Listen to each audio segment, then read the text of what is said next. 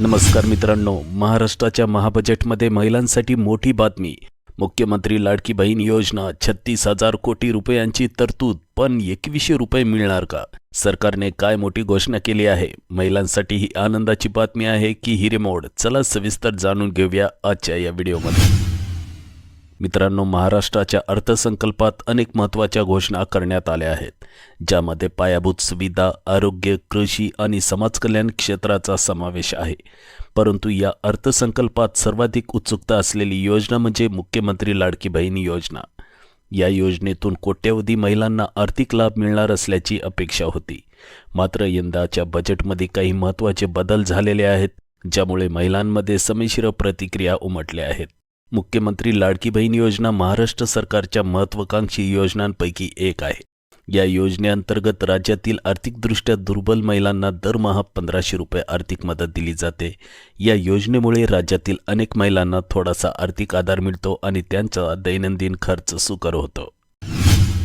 राज्याचे उपमुख्यमंत्री आणि अर्थमंत्री अजित पवार यांनी आर्थिक वर्ष 2025-2026 या आर्थिक वर्षासाठी राज्याचा अर्थसंकल्प सादर केला.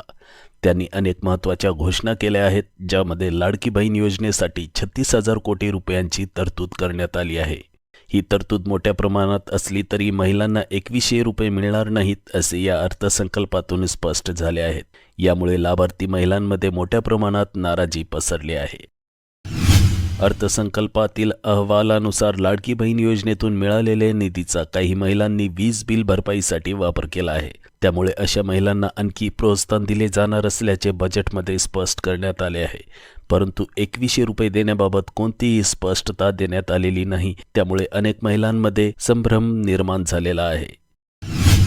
या योजनेसाठी मोठ्या प्रमाणात निधी जाहीर केला असला तरी यंदा महिलांना 2100 रुपयाचा थेट लाभ मिळणार नसल्याचे स्पष्ट झाले आहे. त्यामुळे अनेक महिलांचे आर्थिक नियोजन कोलमडले आहे. यामुळे विरोधी पक्षांनी सरकारवर टीका करण्यास सुरुवात केली आहे. महिलांना फक्त आश्वासन आणि जाहिरातींचा खेळ दाखवला जात आहे, पण प्रत्यक्षात लाभ मिळत नाही, असा आरोप विरोधकांनी केला आहे. अर्थसंकल्प सादर झाल्यानंतर आता सरकार पुढे काय निर्णय घेते याकडे संपूर्ण महाराष्ट्राचे लक्ष लागले आहे. लाडकी बहीण योजना सुरूच राहणार का? महिलांना थेट लाभ मिळणार का? याबाबत अजूनही स्पष्टता नाही. त्यामुळे महिलांनी सरकारकडून अधिक स्पष्टतेची आणि ठोस निर्णयाची अपेक्षा ठेवली आहे. निष्कर्षांती आपण असे म्हणू शकतो की महाराष्ट्राच्या महाबजेटमध्ये लाडकी बहीण योजना हा एक महत्त्वाचा मुद्दा ठरला आहे. सरकारने मोठ्या प्रमाणावर निधी मंजूर केला असला तरी महिलांना 2100 रुपयाचा लाभ मिळणार की नाही हे अद्याप स्पष्ट नाही. त्यामुळे यावर सरकार लवकरच भूमिका स्पष्ट करेल अशी अपेक्षा आहे. तर मित्रांनो, महाराष्ट्राच्या महाबजेटमध्ये लाडकी बहीण योजनेसाठी मोठी तरतूद झाली आहे, पण प्रत्यक्ष लाभ किती मिळेल हे अजून स्पष्ट नाही. तुम्हाला काय वाटतं? महिलांना 2100 रुपये मिळायला हवेत का? सरकारने अजून कोणते पाऊल उचलायला हवीत? तुमची मते कमेंटमध्ये जरूर सांगा. आणि अशाच महत्त्वाच्या बातम्यांसाठी आपल्या चॅनलला सबस्क्राईब करा आणि पुढील व्हिडिओसाठी बेल आयकॉन दाबायला विसरू नका.